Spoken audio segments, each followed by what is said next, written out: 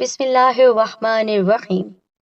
تمام تعریفیں اللہ رب العزت کی بابرکت ذات پر، اور بے شمار درود و سلام ہمارے نبی محمد مصطفیٰ صلی اللہ علیہ وآلہ وسلم، ان کی ازواج مطہرات، ان کی آل اور صحابہ کرام پر۔ السلام علیکم ورحمۃ اللہ وبرکاتہ۔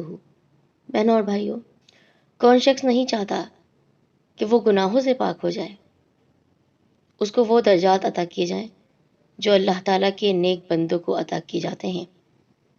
تو آج میں آپ کو بتانے جا رہی ہوں رمضان کریم کی 28ویں شب کا ایک بہت ہی خاص اور شاندار عمل کہ 4 رکعت نفل نماز پڑھ لیجئے۔ اللہ تعالیٰ آپ کو گناہوں سے پاک فرما دے گا، یہاں تک کہ جنت میں وہ شخص 1000 محل کا حقدار بنے گا۔ تو چلیے بڑھتے ہیں آج کی ویڈیو کی جانب۔ آپ شیئر کیجیے گا ثواب کی نیت سے، اور ہمارے چینل سعید الدین کارنر کو سبسکرائب کر کے بیل آئیکن کو دبانا ہرگز نہ بھولیں۔ میرے ساتھیوں، یہ 4 رکعت نفل نماز ہے جو آپ نے 28ویں شب میں پڑھنی ہے، یعنی اس دن 27واں روزہ ہوگا۔ 27ویں روزے کی جو رات ہے وہ کہلائے گی 28ویں شب۔ اب آپ کسی بھی وقت یہ پڑھ سکتے ہیں، یعنی 12 بجے سے لے کر تہجد تک آپ یہ عمل کر سکتے ہیں کسی بھی وقت۔ اب نوٹ کر لیجئے کس طرح آپ کو یہ نماز ادا کرنی ہے۔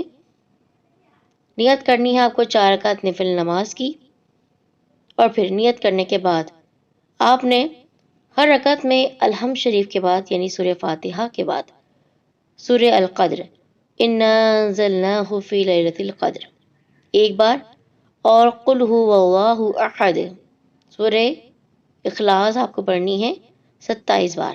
غور سے سنیے گا کہ ہر رکعت میں آپ کو الحمد شریف کے بعد، سورہ فاتحہ کے بعد، سورہ قدر انا انزلناہ فی لیلۃ القدر ایک بار، اور پھر اسی کے بعد آپ کو پڑھنی ہے قل ھو اللہ احد سورہ اخلاص 27 بار۔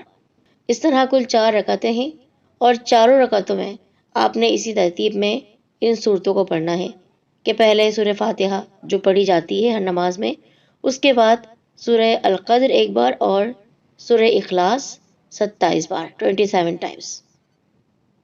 پھر سلام پھیرنے کے بعد آپ دعا کیجئے۔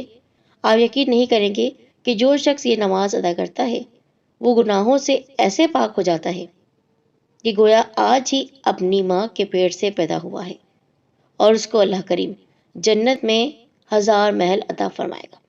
اس نیت سے آپ کو یہ نماز ادا کرنی ہے، کیونکہ اعمال کا دار و مدار نیت پر ہوتا ہے۔ آپ کی نیت اچھی ہوگی، انشاءاللہ جو کچھ کہا گیا ہے وہ پورا ہوگا۔ میرے پیارے ساتھیوں، مجھے امید ہے یہ عمل آپ کو سمجھ میں آ گیا ہوگا۔